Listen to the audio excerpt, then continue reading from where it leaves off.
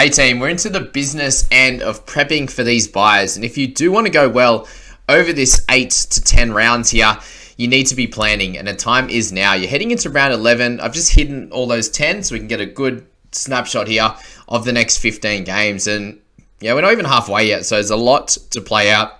There's a lot that you can do right each and every week here, making those good trades to build up your team value, get great scores over this period of time. So the prep starts here, round 11, 12, and 13. Those next 3 games is going to be really important, setting up your team to get right for round 13 and 14. And depending on how many trades you've got is how hard you're going to be able to trade throughout that time. So let's look at the Dragons straight up, and they have a clear run all the way through to 16. What I'm going to do, guys, is go through this little table here. We've also got the guys that I mentioned as potential buys. Okay, good, not that great. We'll go through them and see if any of that has changed as well, and then a quick look at my team and my planning going into these next few games. So Dragons, Cowboys, Roosters, Dolphins. Obviously, as I said, these guys play 13 and 14, and a couple of guys in there I think are really good purchases, and Jack de Belin and Jack Bird. So those 2 guys have been great, and those next 3 games I don't see as too much of an issue. Dolphins, are they going to lose many? Probably not. Like you say, Felice Kafusi, would you lose him potentially to Origin? I think he still should be able to get that spot, or at least be on the bench or something like that. He has shown how important he is to a side. So they might lose him, but the majority of the guys will be fine. And Dragons on their side of the ball, they aren't really going to lose anyone apart from Ben Hunt. So look, it's going to be tough over that period. Guys like Sullivan, if he happens to get that starting spot, guys, will come into calculations as well. They're probably the only 3 to look at. I think de Belin and Bird are great buys there. You look at the Seagulls, and their next 3 games, they have a game in round 13, which is great. They missed 14, so if your buy planning looks okay, guys, and you're not missing too many guys in 14, like you look at my squad, they're currently just Miller and also Dylan Brown that are out in 14, as well as BMM and Talau. So that leaves me with 17 solid players at the moment to play in that time, which is ideal. But what that does make me need to look at is obviously Miller being out. I would need to have another wing fullback in that time, and that's something I don't have currently. I do have Buller actually in that position. So just make sure you have those kind of guys that definitely have enough halves in that time, which is good as well. So make sure you have the full coverage of guys across the playing 13, so that you can get a good 17 on the park in 14. So if you're looking at those Eagles guys, then they're actually pretty good buy planning, because you get them in 13, which is awesome. You get the next couple of games, Sharks and Raiders, is okay. Knights in round 13 is going to be a good one for him. Obviously missing DCE and the like there, but guys like Garrick are definitely someone to have a look at. Paseka we spoke about as a potential option with Trebojevic out. He didn't have his best game on the weekend. He had a much better second stint.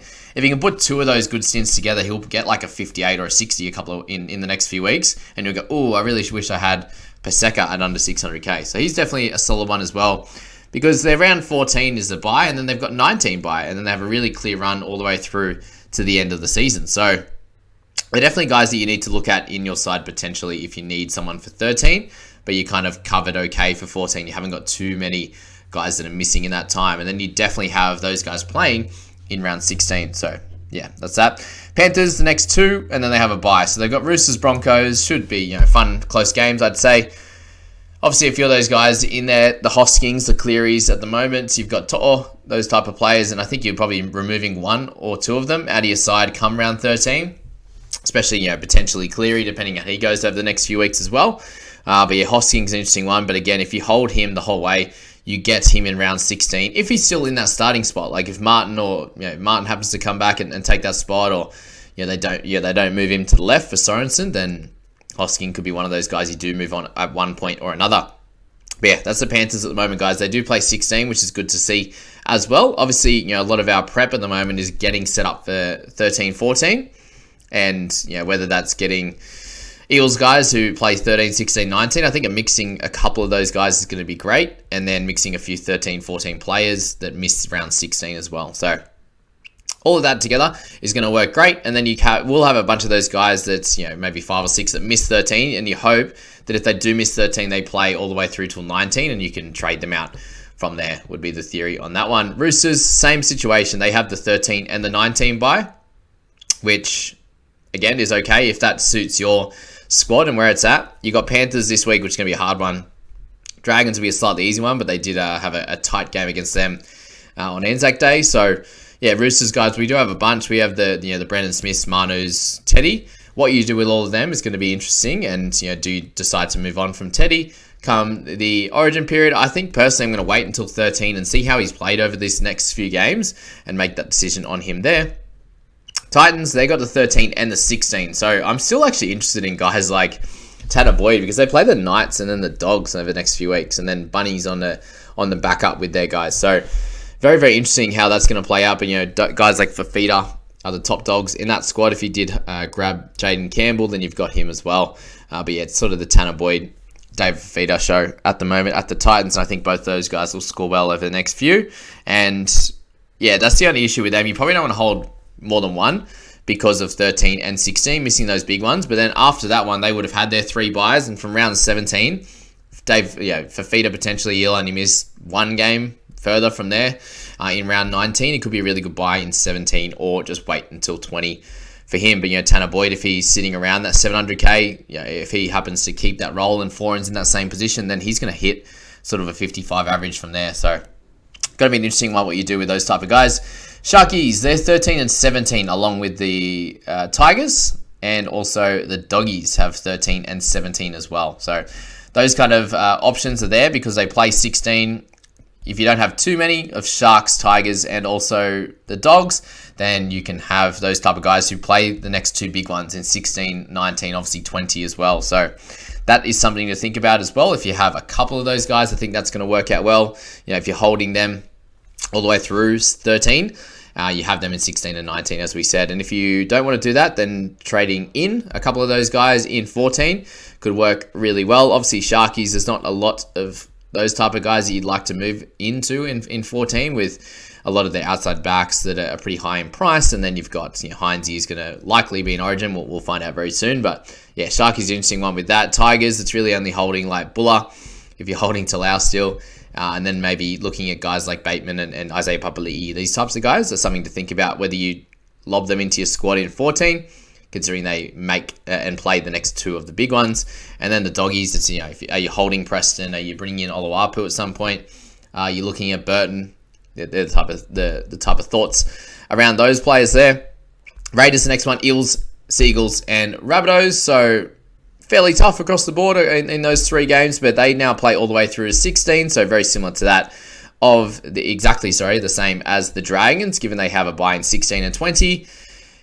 Same for the Raiders and same for the Rabbitohs. You can see those 3 there across your screen, 16 and 20 for all of those guys. So they're really nice up until 16, and then you potentially move 1 or 2 of them on. Like if they're a non-Origin guy, I think it's fine to hold them all the way till 20, or potentially you just hold them all the way through then. So they're a very interesting squad. You will have to hold probably 5 or 6, 7 guys that miss out on round 16. So, for guys from those teams are going to be pretty good. And then guys from, there's a couple others that we were speaking about, those teams are going to be perfect for that. So yeah, that's it on the Raiders. Obviously a bunch there. Tapine, Horsburgh, I think is a great buy this week. People are talking about him potentially making Origin. I get it, but there are so many forwards there, and you could, whoever misses out is going to be unlucky. So it could be a mixture of Cotter, it could be Horsburgh. There's lots of different guys. Gilbert, there's heaps of guys on there that could miss out, but could make it as well. So that's that there.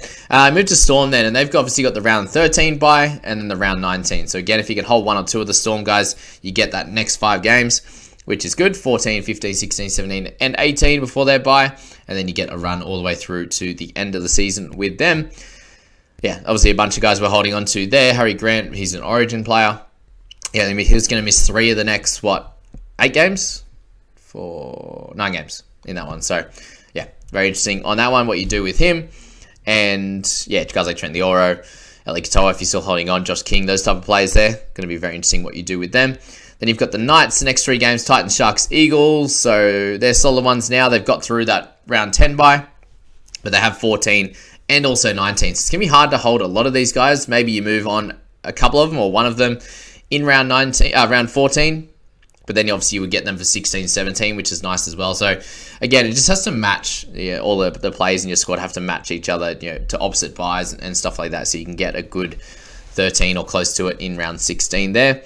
And yeah, depending on how guys like Lockie Miller actually go, I know a lot of them actually traded him this week, and he has Titans, so I really hope he goes nuts, because there are a bunch of players that actually moved on from Miller, and he could be like one of those guys that you maybe 70% own now. We'll have a look in that top 5K, but he could be one of those guys that comes out and scores you a 60 or 70 and a bit of a bounce back, and he hasn't looked the same over the last bunch of weeks, so maybe carrying a bit of a niggle as well compared to what he was doing in those first few, and Knights were playing pretty bad, so hopefully the Bali trip for whoever went to that helped out. And I don't know if Miller went, but I hope he didn't, and he can.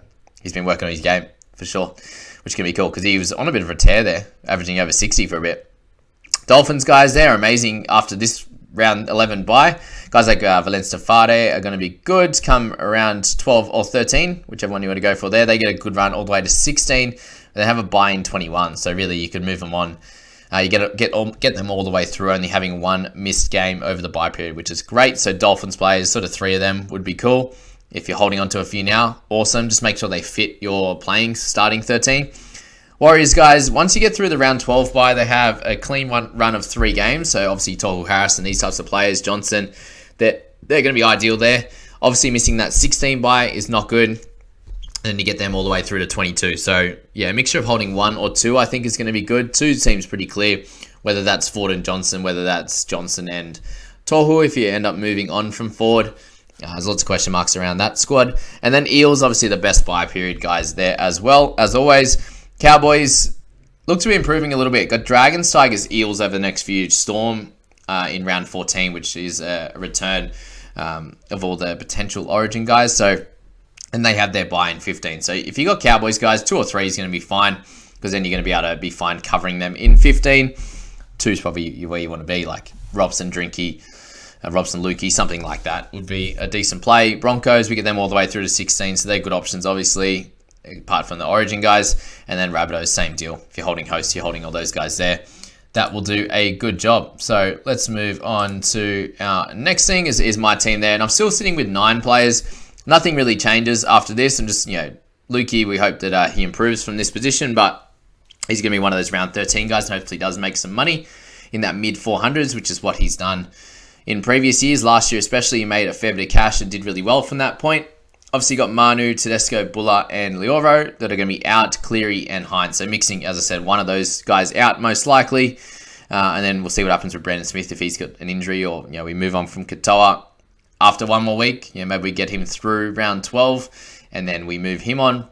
And obviously this doesn't have any of this week's trades as well. So yeah, there's plenty going on in my squad at the moment, and obviously a bunch of guys we look to get in as well. Guys like Horsburgh this week would be cool, but we'll have to see what Team List throws up to get us a good squad in this one and really continue to move up the ranks and improve on the squad. So that's that there, and then we'll finish with the buy planning best picks and just add on to what we spoke about last week. And make sure, guys, if you haven't checked them out, check out this video where I spoke about all these guys in depth. And around buy planning and what to do with guys that play 13, 14, missing 16, a little bit deeper than how I just described that then. And then I've got our video with Mark, who is coming 23rd overall, guys. So really, really good one to listen into. His theory on different players and different positions and positions he likes to avoid in the wing fullback, avoiding wingers and that kind of stuff in that one. But yeah, plenty of information there. So let's go through the in the hooky position. Robson still misses 15. Still the best option, guys, I really think over that time. JMK, okay/good. I'm going to say with him, like he's okay there. Egan off the bench, he becomes very average. So we'll go V average in that one. Mid position, JDP, closer to great, to be honest with you, than good at the moment. Harris really showed that he's back in a good way, so he's good in 13. AFB, I said average, thinking that he would lose some minutes, but looks like he's getting the Tavanga minutes, so we'll move him to good. I think Horsburgh's still good as well there. Tapane, okay, so we'll move him to okay/decent, I say now. Horsburgh, I think, just ahead of him just because of the minutes, but Taps played 53 on the weekend and looked better. If he can keep those 53 minutes, he'll be great. Totola, let's change him to okay from round 12. Not super excited to get him this week. If he scored really well and got big minutes, then sweet, but he didn't, so I think you can do it this week, but next week's probably better. Ford, I still think likely to be a hold, but he's getting closer to a sell. If he's out this week, then that's 11 and 12 out. what do you do with him? If you've got a fair bit of cash in the bank, you can upgrade. If you don't, it does make it a little bit hard, but especially if it's going to be hard to get 17 on the park this week, to be honest, with probably a couple of duds in a Couchman, a Talau, a BMM. You then got maybe Smith's out. I don't exactly know, but we said that last week and he still played and got 52, so whatever. Just in the wars at all times, that man. 40, if he's out, that makes it hard as well. And then like 2 or 3 or 4 Dolphins guys. It makes it really, really tough. So that's that. On the edge, you've got Frizzell. Still a good pick, guys. Obviously, just had a rest, which is nice. Young went really well, so he's a good pick. Lukey's still okay. We'll call him a solid/good. He will improve from what happened on the weekend. Hopefully, a bit of a dry weather game for him. Host had a try, and he's an average/hold. He's an okay one. For sure, Johnson came out and did really well, so he's good. Reynolds okay. His score showed that, only a 40-odd. Walker, just too expensive. Fogs was okay again, so he's only solid. Katoa and Nikarima, both, I think, holds, really. You probably hold from here on. They're okay to hold for sure. In that one, center, you got the great ones in Bird Lemuelu, just showed his quality again. We spoke about Tomoko being a good buy, and he showed that definitely last week with 3 scores over 50 now. Aiken's been okay. He had a bit of a hamstring complaint, so he might be like not good. If he actually is out for a while, then he's a sell. Unfortunately, if you own him, Farnworth was okay, Tass okay as well, and Hammer also okay as a hold, but hold at best. That's where we're at with Hammer. Wing fullback Drinky, you look good again, so he's solid. Asako's okay because he's one of the better scorers. There's just not many that play in round 13 and 14 at the moment. And then Walsh, he had a much better game, and he's a solid hold, definitely there as well. So guys that miss 13, good for or 13 or 14, but good for 3 of the next 4. And Tanner Boyd, great again. Marnie was okay. He struggled to get that point. Blake Brayley was okay again. Smith also solid. But injuries are the issues with him if he continues to get head knocks and shoulder knocks and whatever else. Mids, McInnes, yay, he was better. So we're going with a solid hold. Not sure about minutes this week with Finucane probably going up a little bit. Fodawaker, good. Nas, probably downgrades to a solid. Sounds like his rib injury is kind of hurting him a bit. Both Kings still okay. Fisher Harris was okay. Paseka, not his best game, but still a 48. And Clemmer, a bit of an improvement as well, so he's definitely solid. RFM, again, sticks with that sort of average, we'll say, to him, okay. PVM was where we thought it would be. Papali'i, still a decent game, but dropping a little bit for him. Nikora there was solid. Bateman, good, but injury to the hammy, so we'll give it him an rating now. Wilton, amazing again, so it was a good hold. TBJ average at best. Preston, a solid hold.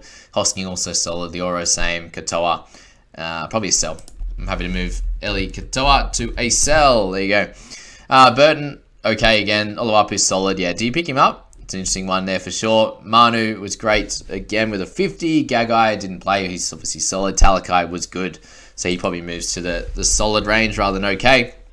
But obviously buying around 13 hurts. Edwards was great, guys, so keep him in that position. Meany, same position. Karaz, you want him to drop some cash. He'll be an interesting one. Similar with Garrick. Campbell was also solid, guys. Then we got Miller. Still a good one to hold because not many wing fullbacks doing well. Malatalo, okay. All the Eels guys, I don't think anything changes for them. Greg, you're probably, if you're holding him, that's fine, but you're not going to get too many increases. Lane, I said, was solid. He's okay at best at the moment, so we'll move him to just the okay range. Moses in the good range still, unfortunately. If you are owning him, you have to hold. Brown is in the good range, the crate range. We love that man. Penasini good. Gutho okay with his issues. Grant's still the best hooker. Happy, we'll give him the tag after his bad one. Haas is in the good range. Same with Yo, Carrigan Cotter, sweet. Fafita in amazing range. If you can get him as a head-to-head player, all in. Hines, sad. Cleary, still good. DCE, Munster, Hunt. Hunt's okay, especially after his low one. Stays there. Graham, Holmes, Mitchell, Teddy, they're all the Origin guys. And then the best players in order. I don't think much changes there. Yo and Haas are going to battle that out. Madison, happy for him to be in 3. Harris showed why he's one of the better players. JDB might have to go up this list as well. But overall, this is a good selection of mids. And so many of them. And those dual guys, like Hopgood, are going to be super important for your side, I think, at some point. Edge guys, nothing really changes there. Bateman with the injury kind of hurts, so he'll switch with Hudson Young. Halves, again, nothing changes there. Johnson, Brown should probably be up there as a good buy now, but he's a in terms of a top 5, top 6 half in the league. He's not one of those in fantasy at the moment. Centre, nothing changes there, I don't think at all. Lemuelu might be ahead of Penasini with the way Dolphins are playing, but yeah, either way for that. And then wing fullback there, Mitchell Latrell, that is, had an okay game on the weekend. Edwards, Miller, Teddy and Miller, they're the kind of plays you want to be looking at. But that's the future planning, guys. The next 3 rounds, the impact of those, and potentially your trades over the next few weeks. Just be aware of how many Warriors you'll have in your squad. And then, obviously, round 13 as well, a couple of weeks away now. So very excited for this whole period of time. It's going to be great. And I wish you all the best of luck heading into Team List tonight. Can't wait to do that one straight away.